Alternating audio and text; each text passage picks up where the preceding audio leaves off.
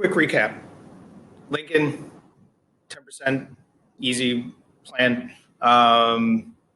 He's assassinated Johnson, continues the easy plan. Friedman, actively protesting, trying to get their rights. Johnson and the Southerners were like, nah, we don't want that. And they commit acts of violence trying to make sure that the African Americans, the newly freed enslaved population, doesn't have any rights. And the radical Republicans are going to look at that and say, no, that's not what we're doing.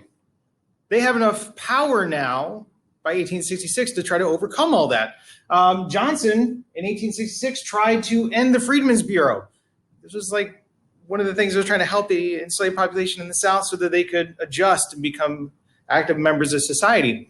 That's going to turn a lot of those moderate Republicans that were kind of wishy-washy on what to do in the South, they're going to turn them into radicals. So now the radicals are going to have power because they can override a presidential veto. And that's going to happen with the 1866 Civil Rights Act. Yes, we had a Civil Rights Act in 1866, and it's not going to be until 1965 that we get a second one.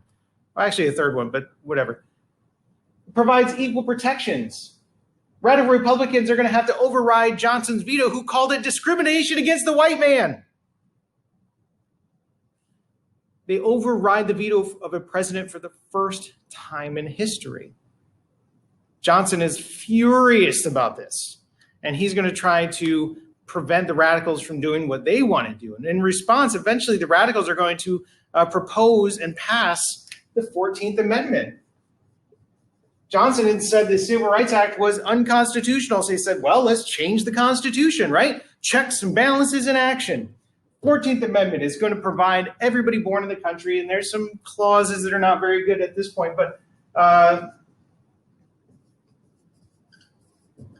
provides birthright citizenship. If you're born here, you are a citizen. They're making all of those 4 million formerly enslaved people citizens. Gives equal protection under the law to everybody. Can't have white law and non-white law.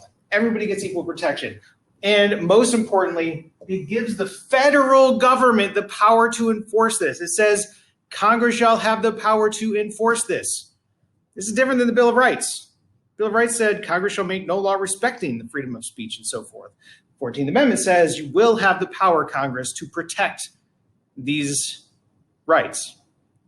Radically changes the idea of the Constitution. That's why I say we live in the country built by Reconstruction now, not the Constitution built by the Founding Fathers, because now the federal government has taken upon themselves to protect a group of people and now has the teeth to enforce that.